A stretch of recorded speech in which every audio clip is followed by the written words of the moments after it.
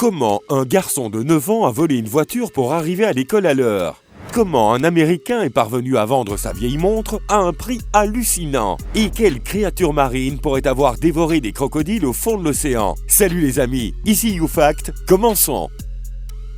Imaginez cette scène. Vous rentrez chez vous et votre voiture ne se trouve pas sur sa place de parking habituelle. Que faites-vous alors?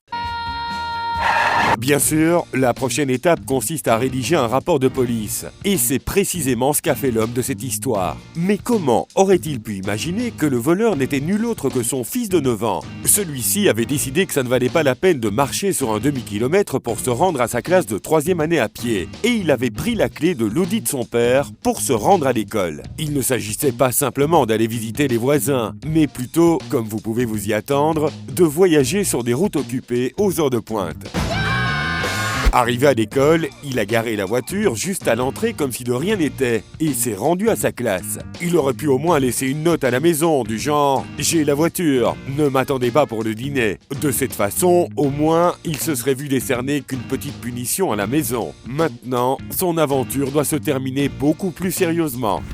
Et voici une autre histoire étonnante, celle d'un Américain qui avait une montre qui traînait innocemment chez lui depuis 46 ans. Un jour, l'idée lui est venue de la vendre. Une décision tout à fait naturelle, bien sûr. Qui ne voudrait pas se débarrasser de vieilles choses et du même coup gagner un peu d'argent de poche? Alors, il s'est mis en route, songeant à la façon dont il pourrait la vendre à un prix raisonnable. D'une manière ou d'une autre, il eut vent d'une vente aux enchères d'antiquités qui avait lieu dans son état natal, le Dakota du Nord. Il se dit alors: qu'est-ce que j'ai à perdre? Peut-être qu'une personne âgée tombera amoureuse de cette vieille chose que lui, il n'avait jamais l'intention de porter. Il arrive à la vente aux enchères et, immédiatement, c'est la folie. On compare la montre à des objets rares ou à celle d'un acteur célèbre dans un film. Évidemment, l'homme ne s'attendait pas à une telle réaction. Il décide donc de tenter sa chance et de demander à l'un des évaluateurs locaux quelle valeur une telle montre peut bien avoir. Lorsque l'évaluateur lui fait part du montant estimé, l'homme tombe tout simplement par terre et les gens autour de lui veulent appeler une ambulance. Il semble que l'Américain ne s'attendait pas à la réponse qu'il a reçue. Pensez-y, je doute que vous ayez pu tenir debout si vous aussi, vous aviez découvert qu'en date de ce jour, votre ancienne montre pouvait maintenant valoir jusqu'à 700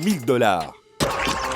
Il faut dire que cette montre n'avait rien d'une montre ordinaire. Il s'agissait d'une Rolex achetée pour 346 $ en 1974. Un salaire complet pour un homme de cette époque. Bref, si vous avez quelques Rolex de votre grand-père qui traînent, vous savez quoi faire.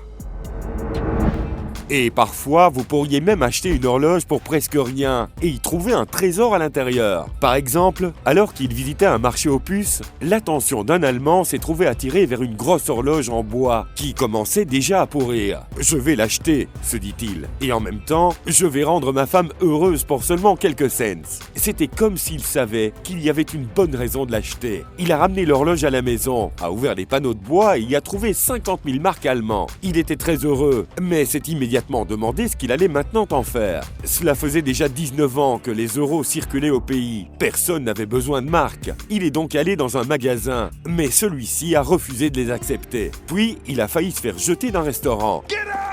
Mais il a reçu un bon conseil, apporter les marques à la banque centrale et les changer en euros. C'est exactement ce qu'il a fait et il a pu récupérer 25 000 €. Voilà ce qu'une vieille horloge pourrie peut vous apporter. Et maintenant, ce que nous attendions tous depuis si longtemps. Quels sont ces mystérieux monstres marins qui ont impitoyablement englouti 3 alligators au fond de l'océan? Quels prédateurs gigantesques ont tout avalé sans rien laisser de ces reptiles, à part un crâne et des os? Lorsque les scientifiques ont placé les corps de 3 alligators au fond de l'océan, non pas pour le plaisir, mais à des fins scientifiques, bien sûr, ils ne pouvaient pas imaginer qu'il y ait une créature qui soit en mesure de pénétrer l'armure épaisse des reptiles. Cependant, lorsqu'ils sont descendus le lendemain, c'est précisément ce qu'ils ont vu. Des isopodes géants, des charognards des profondeurs, s'étaient collés au corps de l'un des reptiles et, perçant des trous dans leur peau épaisse, avaient mangé leurs entrailles. Voilà une scène qui donne la chair de poule. Alors, qu'était-il arrivé aux 2 autres alligators? Eh bien, après 8 jours et à une profondeur de 2,5 km, les scientifiques ont trouvé la réponse. Plutôt que de trouver le corps du deuxième alligator abandonné, ils ont trouvé une fosse où il a été découvert que le corps de l'alligator avait été déplacé de 9 mètres sur le côté, puis violemment dévoré par un monstre marin. Le mystère demeure quant à l'identité de la créature vivant au fond de la mer, qui aurait pu avaler tout un reptile géant après l'avoir traîné sur le sol de l'océan.